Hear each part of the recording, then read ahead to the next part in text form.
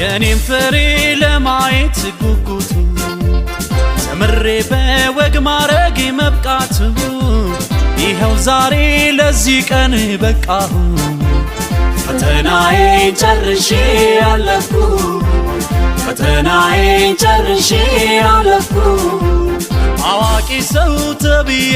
መብቃቴ የዓመታት ልፋት ለውጥ ጥረቴ የእናት የአባት የልፋት ዋጋዬ መልሷል ዛሬ ከነሳቼ ደስ ይለኛል ደስ